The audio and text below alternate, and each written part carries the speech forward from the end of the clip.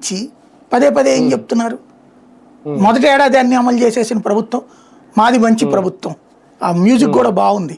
ఇదివరకు దూరదర్శన్లో టైప్లో మాది మంచి ప్రభుత్వం అనేటటువంటి ఒక యాడ్ నడుస్తుంది. రెండవది ఇచ్చింది మన తల్లికి వందనం అందరికి ఇచ్చామన్నారు.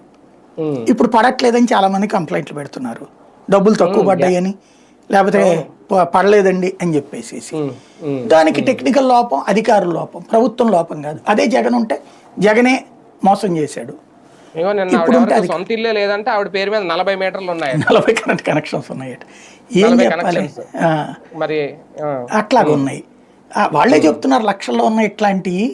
అది అధికారులు తప్పిదమని. అధికారులు తప్పిదం కాదు, ప్రభుత్వమే.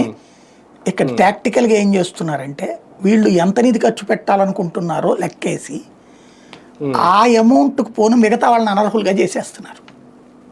అదే కదా, ఆ అమౌంట్ పోను మిగతా వాళ్ళు అనర్హులు. ఈ అనర్హుల్లో ఎక్కువ మంది మేబీ యాంటీ టీడీపీ అయి ఉండాలి, లేదా ప్రో వైసీపీ అయి ఉండాలి, లేదా నాన్ పొలిటికల్ అయి ఉండాలి. అంటే ఏ రాజకీయ పార్టీ పేరు చెప్పిన వాళ్ళకి కూడా వీళ్ళు ఇవ్వకపోవచ్చు. గతంలో కూడా పెన్షన్స్ అట్లాగే చేశారు వీళ్ళు. ఇప్పుడు పెన్షన్లు తీసేస్తోంది ప్రో వైసీపీ వాళ్ళయ్యే కదా. సెకండ్ ఫేజ్లో నాన్ టీడీపీ కూడా తీసేస్తారు, అంటే నాన్ పొలిటికల్ కూడా తీసేస్తారు. Only pro TDP, pro Janasena, pro BJP వాళ్ళకి కూడా తర్వాత తగ్గిస్తారని తెలియదు. ప్రో టీడీపీకే ఆ పథకాలు అందేలా చేస్తారు. ఇప్పుడు దీపం పథకం డబ్బులు ఈ రోజుకి అందట్లేదు, పడట్లేదని బోల్డ్ అంత గొడవ. ఇప్పుడు ఒప్పుకుంటూ ఎంతకాలం ఒప్పుకుంటారు నాకు అర్థం